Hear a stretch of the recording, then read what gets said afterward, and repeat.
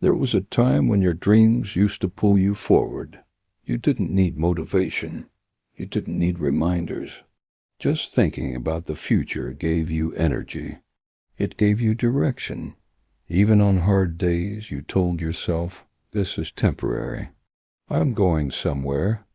But now, when you look at those same dreams, something feels absent. The excitement is gone. The fire doesn't burn the way it used to. And what scares you most isn't that life is hard, it's that the dream that once helped you survive no longer moves you at all. You've tried to force the feeling back. You've told yourself you should still want it. You've replayed old visions in your mind, hoping something would spark again. But nothing happens, just a quiet resistance inside you. And that silence has made you question everything.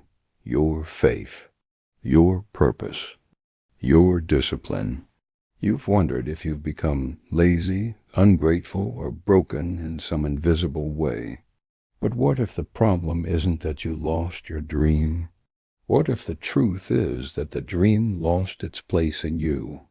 Some dreams are born in survival. They're created in moments when you needed anything to believe in. They were not wrong. They were necessary. They kept you alive when hope was fragile. They gave your pain a direction. They gave your waiting a reason. But survival dreams are not meant to last forever. They are bridges, not destinations.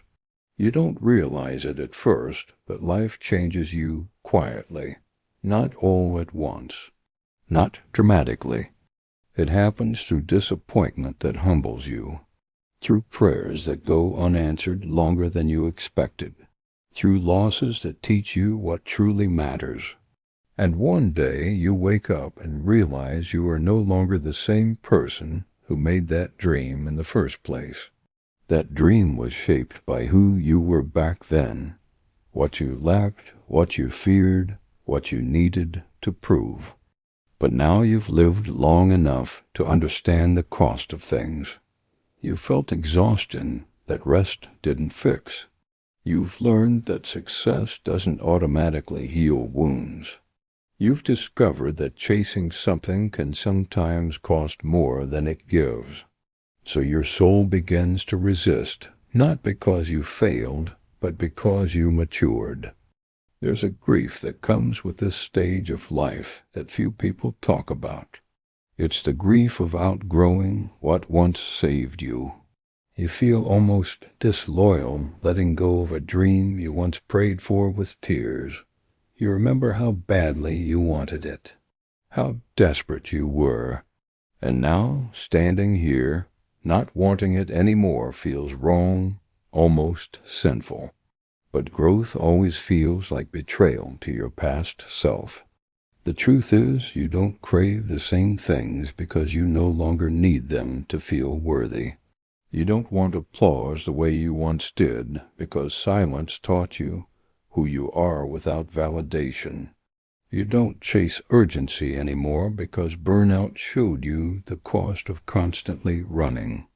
And you don't dream loudly anymore because pain taught you to listen more than you speak. This doesn't mean you've lost ambition. It means your ambition has been purified. God does not always replace dreams by adding more. Sometimes he replaces them by removing desire. And when that happens, it feels terrifying, because for a while you're left with nothing, no excitement, no clear vision, just space. And space feels like emptiness when you don't yet understand its purpose. But space is where deeper things are formed. You're in a season where God is less interested in what you achieve and more concerned with who you become. And that shift is uncomfortable because achievements are measurable, but transformation is invisible. You can't post it. You can't announce it. You can't even fully explain it. You just know something inside you no longer fits the life you imagined before. You are not stuck. You are between versions. The old dreams don't fit anymore, and the new ones haven't revealed themselves yet. So you stand in the middle, misunderstood, uncertain, and quiet. And in this middle place it's easy to believe that nothing is happening. But the deepest work God does happens in silence.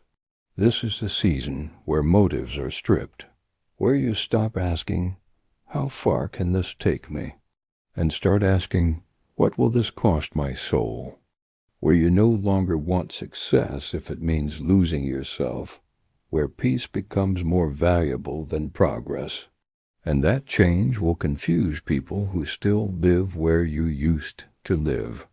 They'll say you've changed, that you're less driven, less hungry, but they don't see the battles you fought internally. They didn't feel the weight you carried alone. They don't understand that your old dreams were built on survival, and now your soul is craving something sustainable. You don't want a life that looks impressive and feels empty. You don't want a future that requires you to abandon your inner world. You don't want to arrive somewhere and realize you left yourself behind. So God slows you down. He quiets your desires. He removes urgency. And in that stillness you start learning who you are without striving. This is why everything feels muted right now.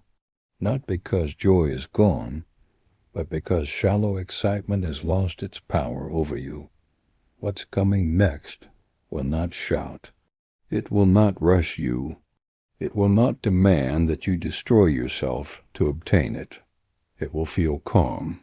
It will feel honest. It will feel like home. But before that can arrive, you must release the old picture you had of yourself, the one built on proving, the one built on comparison, the one built on escaping pain instead of healing it, and letting go of that image hurts. It feels like mourning a future that will never happen, and that's okay. Some grief is holy, some endings are necessary. Some dreams must die not because they were bad, but because they were incomplete. God is not punishing you by taking your excitement away. He is protecting you from building your life on something that no longer aligns with who you are becoming.